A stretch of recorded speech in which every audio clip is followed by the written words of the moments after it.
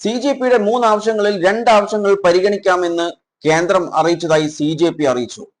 അത് ഏതാണെന്നല്ലേ നമുക്കത് പരിശോധിക്കാം. അതുപോലെ അഭിജിത് ദീപക് ഇതിനെക്കുറിച്ച് എന്താണ് പറഞ്ഞിട്ടുള്ളത് എന്നും കൂടി നമുക്ക് പരിശോധിക്കേണ്ടതുണ്ട്. അതുപോലെ അതിനേക്കാൾ പ്രധാനപ്പെട്ട ഒരു കാര്യമാണ് ഡൽഹി പോലീസ് ഈ പ്രൊട്ടസ്റ്റിന് വന്നിട്ടുള്ള സ്റ്റുഡൻസിന്റെ ഒക്കെ പാസ്പോർട്ട് ഇല്ലാതാക്കും എന്ന ഒരു റിപ്പോർട്ട് പുറത്തേക്ക് വന്നുകൊണ്ടിരിക്കുന്നുണ്ട്. അതിന്റെ കാര്യങ്ങളൊക്കെ അവർ അവിടുന്ന് തന്നെ ചെയ്തുകൊണ്ടിരിക്കുന്നുണ്ട്. അതിന്റെ വീഡിയോ പുറത്തേക്ക് വന്നിട്ട് നമുക്ക് അതും കൂടി കാണാം. ആദ്യം തന്നെ നമുക്കൊരു ന്യൂസ് റിപ്പോർട്ടിംഗ് കാണാം. അതായത് എന്തൊക്കെയാണ് ഇവരുടെ ഡിമാൻഡുകൾ, ഏതൊക്കെയാണ് സർക്കാർ അംഗീകരിച്ചിട്ടുള്ളത്.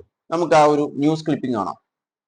മുന്നോട്ട് വെച്ച 3 പ്രധാനപ്പെട്ട ആവശ്യങ്ങൾ, ധർമ്മേന്ദ്ര പ്രധാന്റെ രാജിയടക്കം മുന്നോട്ട് വെച്ച 3 ആവശ്യങ്ങളിൽ 2 ആവശ്യങ്ങളിൽ സർക്കാർ അനുകൂലമായി തീരുമാനമെടുക്കും എന്ന ഉറപ്പ് നൽകിയെന്നാണ് CJP വ്യക്തമാക്കുന്നത്. അത് ഒന്ന്, ഈ സമരം ചെയ്ത വിദ്യാർത്ഥികൾക്കെതിരായ അല്ലെങ്കിൽ CJP പ്രവർത്തകർക്കെതിരായ കേസുകളുടെ കാര്യത്തിലാണ്. രണ്ടാമത്തേത് ജീവനൊടുക്കിയ നീറ്റ് പരീക്ഷാ ക്രമക്കേടുകളിൽ ജീവനൊടുക്കിയ വിദ്യാർത്ഥികളുടെ കുടുംബങ്ങൾക്കുള്ള സഹായം സംബന്ധിച്ചാണ്. ഈ 2 കാര്യങ്ങളിലും അനുകൂലമായ തീരുമാനം കേന്ദ്ര സർക്കാരിന്റെ ഭാഗത്തുനിന്ന് ഉണ്ടാകുമെന്ന ഉറപ്പ് അവർക്ക് കിട്ടിയെന്നുള്ളതാണ് CJP വക്താക്കൾ പറയുന്നത്. അവർ മുന്നോട്ട് വെച്ച ഏറ്റവും പ്രധാനപ്പെട്ട ആവശ്യം ധർമ്മേന്ദ്ര പ്രധാന്റെ രാജിയായിരുന്നു. അക്കാര്യത്തിൽ ഉറപ്പുകൾ കിട്ടിയെന്ന് അവർ പറയുന്നില്ല, പക്ഷെ കുറച്ച് സമയം കൂടി സർക്കാരിന് നൽകുകയാണ് എന്നുള്ളതാണ് CJPയുടെ വക്താക്കൾ വ്യക്തമാക്കുന്നത്. അക്കാര്യത്തിൽ നാളെ ഒരു നിലപാട് പറയും എന്നാണ് മനസ്സിലാവുന്നത്. ധനേഷ് രവീന്ദ്രനുണ്ട്. ധനേഷ്, എന്താണ് ഇതിൽ CJP വക്താക്കൾ പറഞ്ഞിട്ടുള്ള കൃത്യമായ കാര്യം എന്ന് പറയുന്നത് 3 ആവശ്യങ്ങളിൽ 2 എണ്ണം ഇപ്പോൾ അംഗീകരിച്ചിട്ടുണ്ട്. ഒന്ന്, നീറ്റ് ആസ്പിറൻസ് സൂയിസൈഡ് ചെയ്തിട്ടുള്ള 20 നീറ്റ് ആസ്പിറൻസിന്റെ ഫാമിലിക്ക് നഷ്ടപരിഹാരമായി 1 കോടി രൂപ നൽകാം. അതുപോലെ പ്രൊട്ടസ്റ്റിന് പോയിട്ടുള്ള സ്റ്റുഡൻസിന്റെ എതിരെയുള്ള കേസുകളൊക്കെ പിൻവലിക്കാം എന്ന 2 കാര്യങ്ങളിലാണ് ഇപ്പോൾ തീരുമാനമായിട്ടുള്ളത്. മൂന്നാമത് ധർമ്മേന്ദ്ര പ്രധാന്റെ കാര്യമാണ്. അതിൽ കുറച്ചുകൂടി സമയം വേണമെന്ന് കേന്ദ്രം അറിയിച്ചതായിട്ടുള്ള ഒരു കാര്യമാണ് CJP അറിയിച്ചിട്ടുള്ളത്. അപ്പോൾ ധർമ്മേന്ദ്ര പ്രധാൻ രാജിവെച്ചില്ല.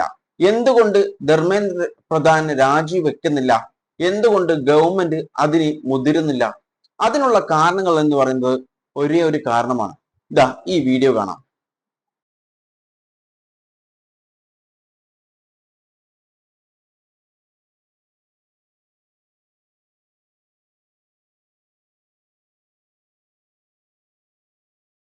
കണ്ടില്ലേ? ഇതിന്റെ അപ്പുറം ഒന്നും പറയാനില്ല.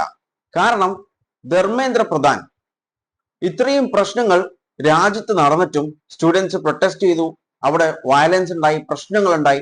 ഇതൊക്കെ സോൾവ് ചെയ്യാമായിരുന്നു ഒരൊറ്റ അടിക്ക്. ധർമ്മേന്ദ്ര പ്രധാനെ റിസൈൻ ചെയ്യിപ്പിച്ചു കഴിഞ്ഞാൽ തീരാവുന്ന പ്രശ്നമേ ഉള്ളൂ. പക്ഷെ അത് ചെയ്യിക്കുന്നില്ല. കാരണം എന്താണ്? ഇത് തന്നെ, വേറെ ഒന്നുമല്ല. ഇനി നമുക്ക് ഇതിൽ അഭിജിത് ദീപക് പറഞ്ഞിട്ടുള്ള കാര്യം നോക്കാം. അഭിജിത് ദീപക് പറഞ്ഞിട്ടുള്ള ഒരു കാര്യം എന്ന് പറയുന്നത് ഈ ഒരു പ്രൊട്ടസ്റ്റ്, ഇപ്പോൾ ജന്തർ മന്ദറിൽ നടന്നുകൊണ്ടിരിക്കുന്ന പ്രൊട്ടസ്റ്റ് കണ്ടിന്യൂ ചെയ്യും. ധർമ്മേന്ദ്ര പ്രധാൻ റിസൈൻ ചെയ്യുന്നത് വരെ കണ്ടിന്യൂ ചെയ്യും എന്നാണ് പറഞ്ഞത്. അതായത് ഈ 2 ഡിമാൻഡ് അവർ അംഗീകരിച്ചു, ഓക്കെ, അത് കുഴപ്പമില്ല. പക്ഷെ അവരുടെ ഏറ്റവും വലിയ ഡിമാൻഡാണ് Dharmendra Pradhan, the education minister, രാജിവെക്കണം എന്നുള്ളത്. അത് രാജിവെക്കാതെ ഈ ഒരു പ്രൊട്ടസ്റ്റ് നിർത്തില്ല, സ്റ്റോപ്പ് ചെയ്യില്ല എന്ന് തന്നെയാണ് അഭിജിത് ദീപക് ഇപ്പോൾ അറിയിച്ചിട്ടുള്ളത്. അതുപോലെ ഈ ഒരു പ്രൊട്ടസ്റ്റ് എങ്ങനെയെങ്കിലും അവസാനിപ്പിക്കാൻ വേണ്ടി എല്ലാ വഴികളും കേന്ദ്ര സർക്കാർ നോക്കിക്കൊണ്ടിരിക്കുന്നുണ്ട്. അതിലൊന്നാണ് വിദ്യാർത്ഥികൾക്ക് വിലക്ക്.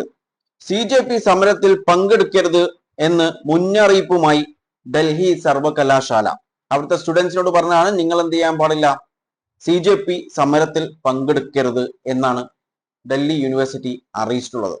അതുപോലെ മറ്റൊരു വീഡിയോ ഇപ്പോൾ CJP പുറത്തുവിട്ടിട്ടുണ്ട്. ജന്തർ മന്ദറിൽ നിന്നാണ്. ഡൽഹി പോലീസ് ചെയ്തുകൊണ്ടിരിക്കുന്ന ഒരു പ്രവൃത്തിയാണ്. ആ വീഡിയോ കാണാം. क्योंकि यहाँ पर स्क्रीन देखिए, स्क्रीन इससे पहले पुलिस हटा दे यहाँ से हम लोगों को।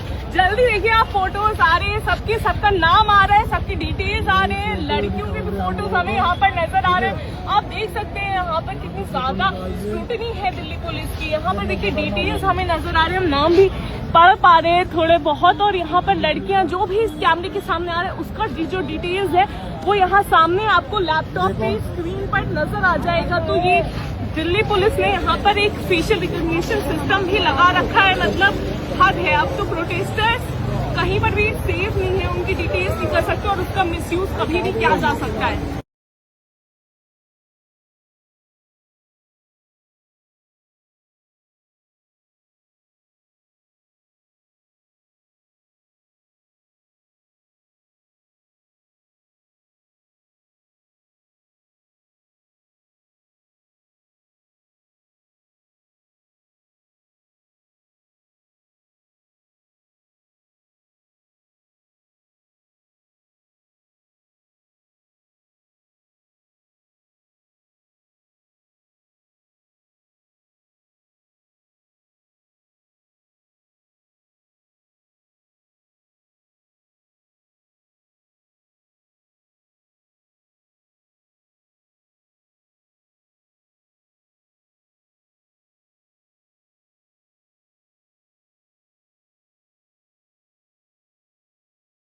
Where is this data coming from?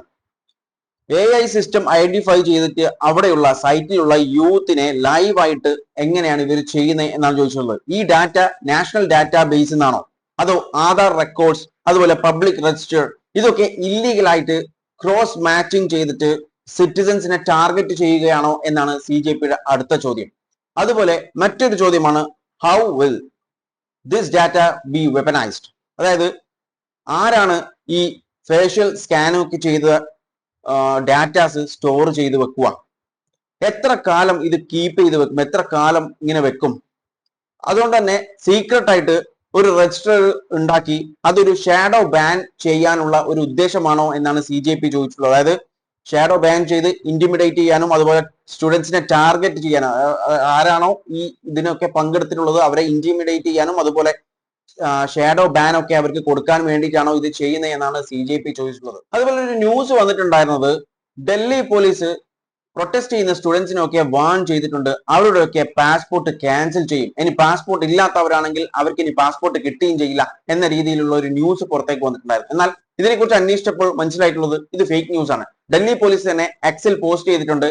അങ്ങനെ ഒരു റിപ്പോർട്ടോ അല്ലെങ്കിൽ അങ്ങനെ ഒരു അനൗൺസ്മെന്റോ ഇവർ ചെയ്തിട്ടില്ല, ഡൽഹി പോലീസ് ചെയ്തിട്ടില്ല എന്ന് വ്യക്തമാക്കിയിട്ടുണ്ട്. പക്ഷേ നമ്മൾ ഇവിടെ മനസ്സിലാക്കേണ്ടത് ഫേഷ്യൽ റെക്കഗ്നൈസേഷൻ ഒക്കെ ചെയ്തിട്ട് ഇവരുടെ ഫുൾ ഡീറ്റെയിൽസ് എടുത്തിട്ട് അത് ഒരിടത്ത് കീപ്പ് ചെയ്ത് വെച്ച് കഴിഞ്ഞാൽ പിന്നീട് ഒരു ഷാഡോ ബാൻ ചെയ്തിട്ട് എന്ത് ചെയ്യാം, ഇവർക്ക് കൃത്യമായ രീതിയിൽ ഇത് വേണമെങ്കിൽ ചെയ്യാം.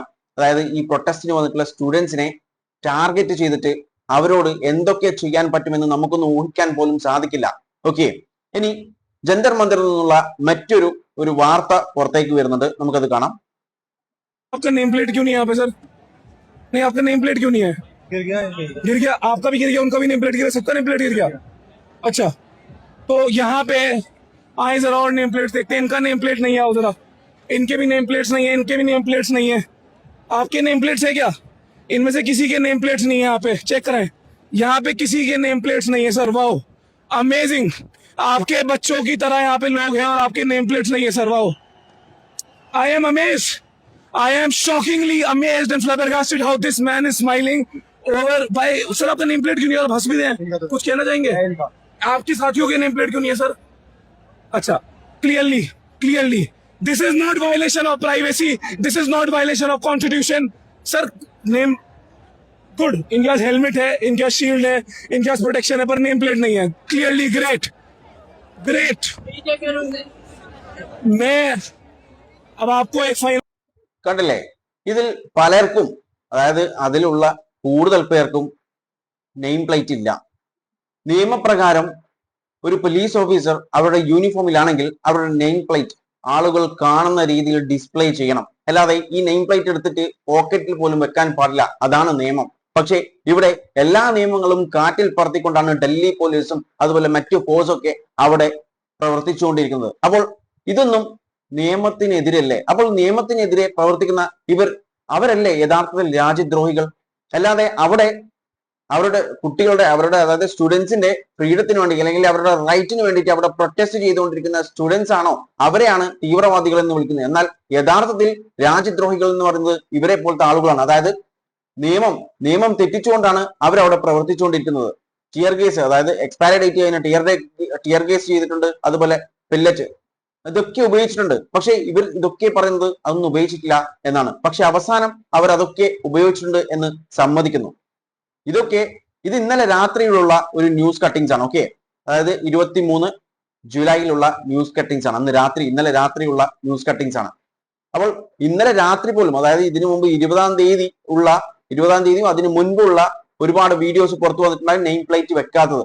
എന്നിട്ടും ഇത്രയും കാര്യങ്ങൾ നടന്നിട്ടും ഇപ്പോഴും നെയിം പ്ലേറ്റ് വെക്കാത്ത പോലീസസ് ഒക്കെയാണ് അവിടെ വർക്ക് ചെയ്തുകൊണ്ടിരിക്കുന്നത്. യഥാർത്ഥത്തിൽ ഇനി രാജിവെക്കേണ്ടത് ധർമ്മേന്ദ്ര പ്രധാൻ മാത്രമല്ല, നമ്മുടെ ഹോം മിനിസ്റ്റർ അമിത്ഷായും കൂടി രാജിവെക്കേണ്ടതാണ്. കാരണം ഇതിൽ അക്കൗണ്ടബിലിറ്റി കാണിക്കണം. 10-20 ദിവസമായി നിയമം തെറ്റിച്ചിട്ടാണ് അവിടുത്തെ പോലീസ് ഫോഴ്സ് ഒക്കെ പ്രവർത്തിച്ചുകൊണ്ടിരിക്കുന്നത്. അപ്പോൾ അതിന് ആര് അക്കൗണ്ടബിലിറ്റി പറയും? ആര് റെസ്പോൺസിബിലിറ്റി എടുക്കാനല്ലേ? ഇത്രയും ദിവസമായിട്ടും ധർമ്മേന്ദ്ര പ്രധാൻ വരെ ഇതുവരെ റെസ്പോൺസിബിലിറ്റി ഏറ്റെടുത്തിട്ടില്ല. നീറ്റ് പേപ്പർ ചോർന്നത്, നീറ്റ് പേപ്പർ അല്ല 6ഓളം എക്സാംസ് ചോർന്നിട്ടുണ്ട്, അതവിടെ കിട്ടെ. അപ്പോൾ പിന്നെയാണ് ഈ ഒരു കാര്യം അല്ലേ? എന്താണ്